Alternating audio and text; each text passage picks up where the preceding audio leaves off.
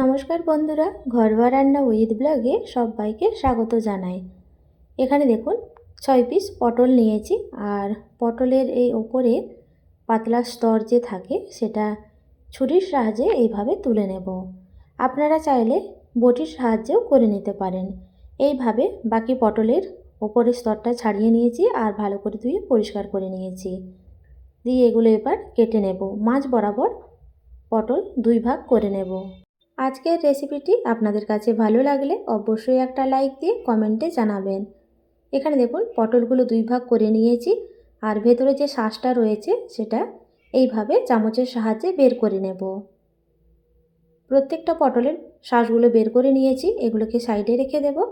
আর অপর দিকে fry pan গরম করে তাতে 1 চামচ মতো সর্ষের তেল দিয়ে দিলাম।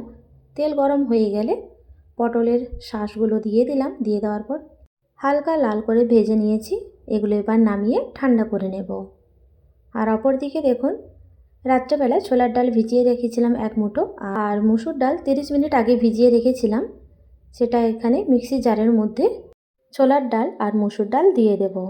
দিয়ে দেওয়ার পর পটলের শাঁস যে ভেজে রেখেছিলাম সেটা ঠান্ডা হয়ে গিয়েছে, সেটা মিক্সি জারের মধ্যে দিয়ে দিলাম। স্বাদ অনুযায়ী লবণ, 1 ইঞ্চি আদা আর কাঁচা লঙ্কা আর অল্প জল দিয়ে বেটে নিয়েছি। বেটে নেওয়ার পর একটা পাত্রের মধ্যে নিয়ে নিয়েছি।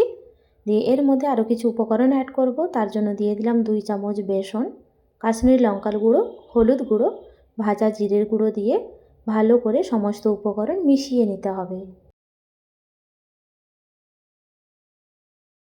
সমস্ত উপকরণ ভালো করে মিশিয়ে নেওয়া হয়ে গেলে সাইডে রেখে দেব।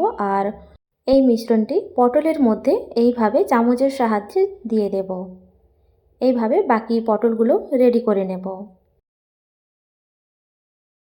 এই পর্যায়ে দেখুন সমস্ত পটল রেডি করে নিয়েছি। এগুলো এবার ভেজে নেব। ভেজে নেওয়ার জন্য একই ফ্রাই প্যানের মধ্যে সাদা তেল দিয়ে দিলাম।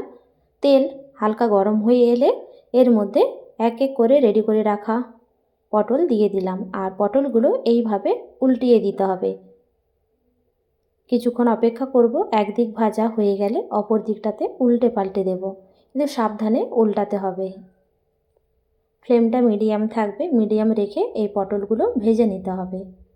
এই পর্যায়ে ঢাকা দিয়ে রাখবো 2 মিনিটের জন্য মিডিয়াম ফ্লেমে। 2 মিনিট পর ঢাকনা সরিয়ে দিচ্ছি।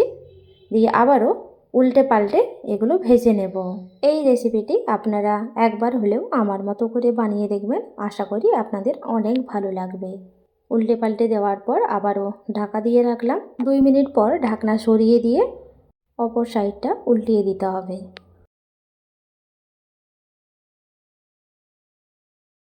খুবই কম সময়ে এই রেসিপিটি বানিয়ে নেওয়া যায়। আর এই পর্যায়ে দেখুন পটলের বড়াগুলো ভাজা হয়ে গিয়েছে, এগুলো এবার তুলে নেব। আজকের এই রেসিপিটি আপনাদের কাছে ভালো লাগলে অবশ্যই একটা লাইক দিয়ে কমেন্টে জানাবেন। আজ তাহলে এই পর্যন্ত, দেখা হবে নতুন একটা রেসিপি নিয়ে। সবাই ভালো থাকবেন, সুস্থ থাকবেন।